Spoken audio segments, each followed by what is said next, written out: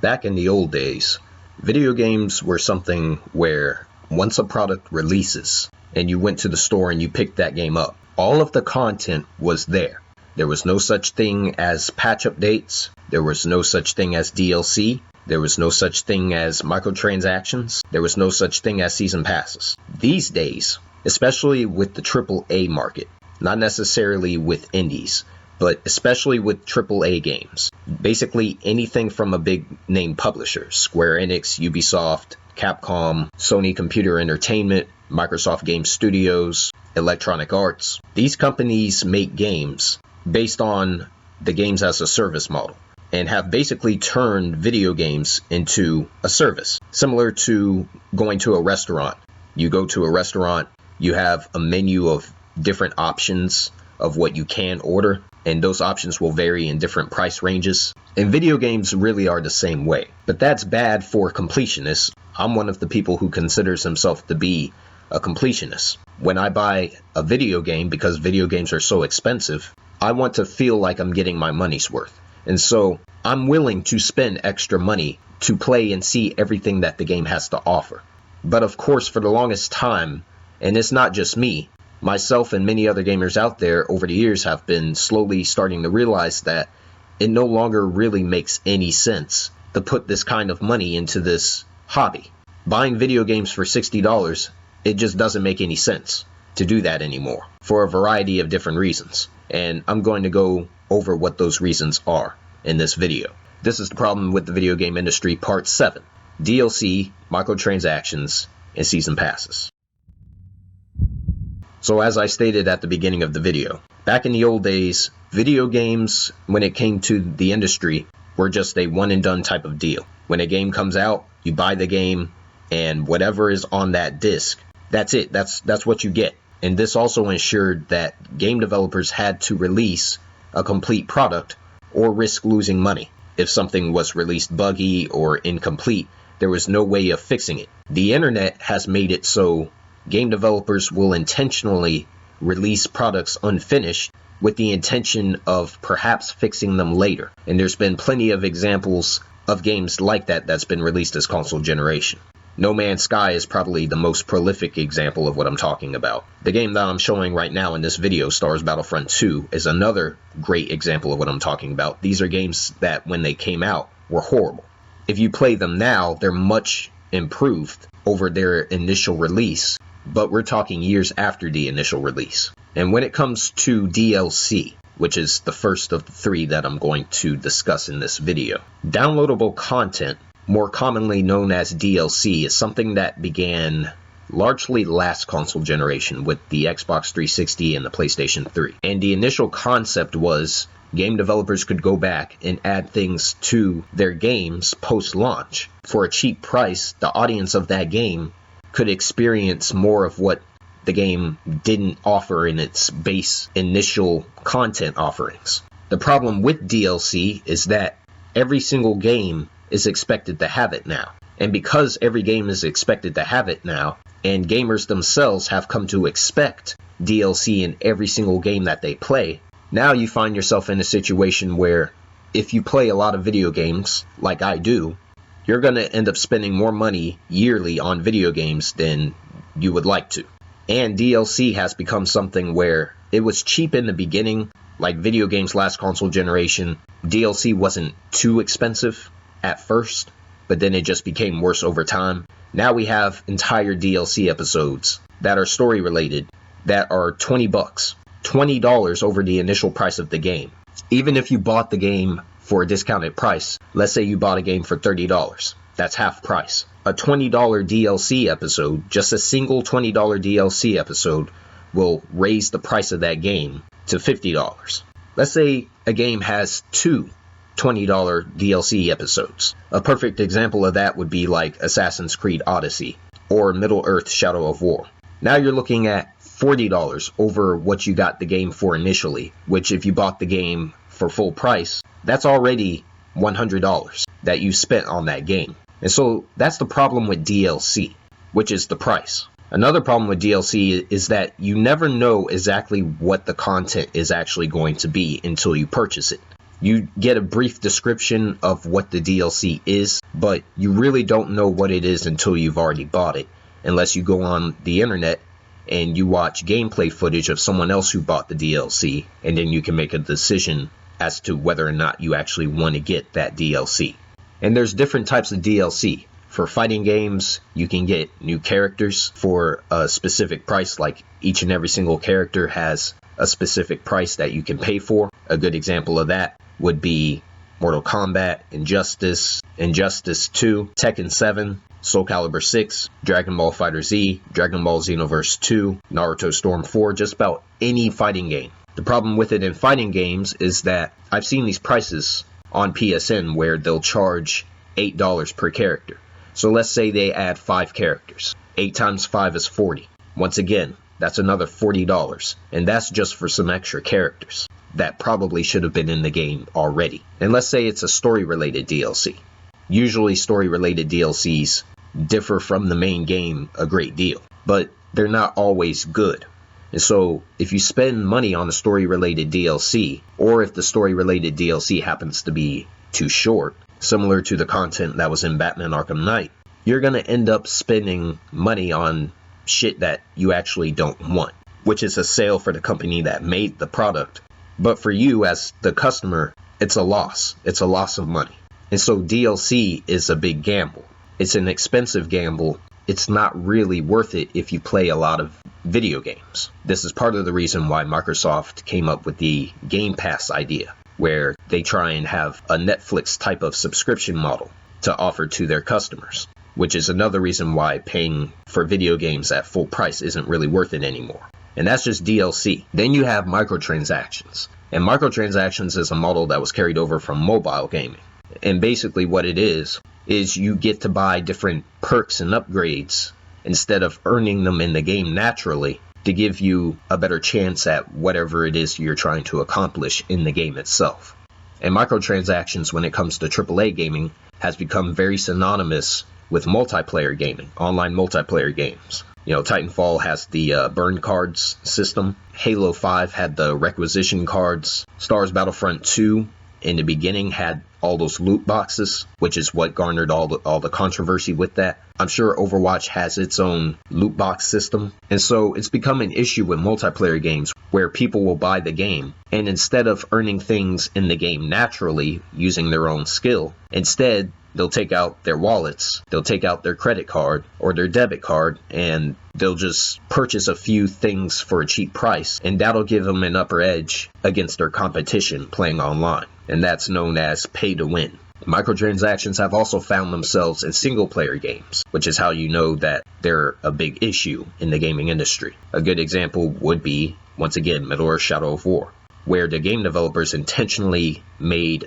a ridiculous difficulty spike, and they developed that in the game on purpose with the intention of the player needing to go and buy microtransactions to make it through that part of the game successfully. And only the best, smartest, sophisticated of players wouldn't really need to buy microtransactions in order to get through that part of the game. Nowadays, microtransactions are showing up more and more in all kinds of different video games. And they're included in these games in a predatory, discreet way where, yes, you don't have to buy them, but because of the way these game developers design these games, often at times it may feel like buying microtransactions would actually save you a whole lot of time in playing the game just the natural way. And the unfortunate part is that it doesn't look like they're going away.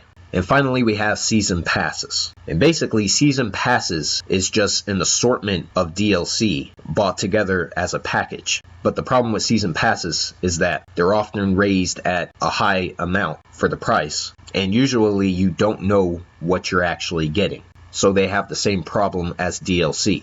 You don't know exactly what content is coming on that season pass until the publisher slowly reveals what that content actually is, at which point anyone who was interested in the season pass has already bought. So if you spend money on a season pass, like right when they announce it, and then as the content is slowly being released, if you find yourself not liking the content, it's too late. You've already given them your money. And the cheapest season pass that I've seen was the one for Final Fantasy 15, which is the only season pass that I've ever bought.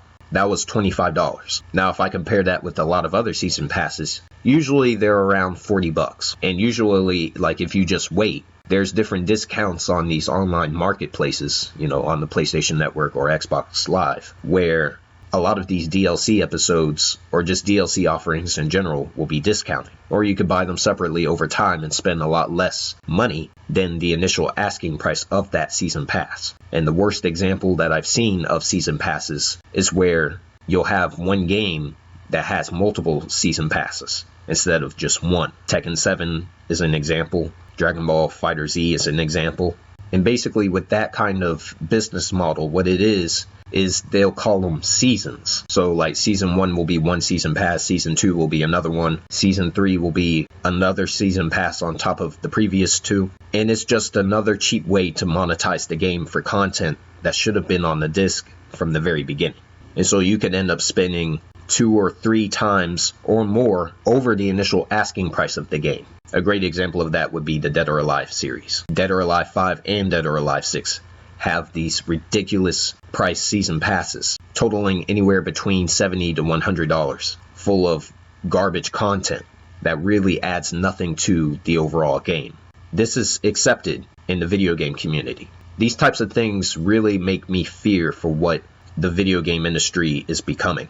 And these aren't the only problems that I see with the video game industry. There's also other business models that have began in the 8th console generation, such as games being released in an episodic fashion. Square Enix is a prime example.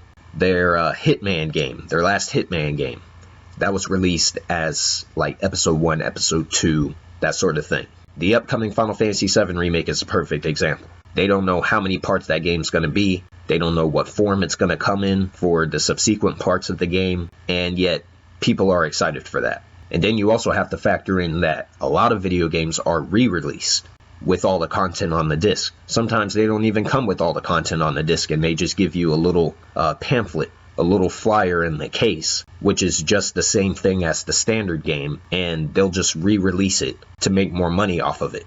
That's why I've been thinking when it comes to DLC and microtransactions, season passes, episodic games being released incomplete, just so the publisher and the developer of these games can further profit off of unfinished lazy work, it doesn't make any sense to me to continue putting down all this money on this hobby. And I'm not getting the quality that these companies should be putting into their products. It makes no sense at all, because video games is an expensive hobby. Without all the DLCs and microtransactions and season passes, it's a very expensive hobby, whether you're on console or PC, unless you're a pirate. And even with a service like the Xbox Game Pass that Microsoft started, even with that, you still have to download the entire game. And video games are not small in size. On the small end, they can be around 20 to 25 gigabytes. High end, 40 to 50 just for the base game alone. Then if you add all the DLC on top of that, some of them can be around 70 gigabytes. Some of them can even be around 100 gigabytes or more. Star Wars Battlefront 2 and Assassin's Creed Odyssey are perfect examples of what I'm talking about. And I didn't even mention collector's editions, which I discussed in part 2 of this series. So let's say you just bought a base version of a video game.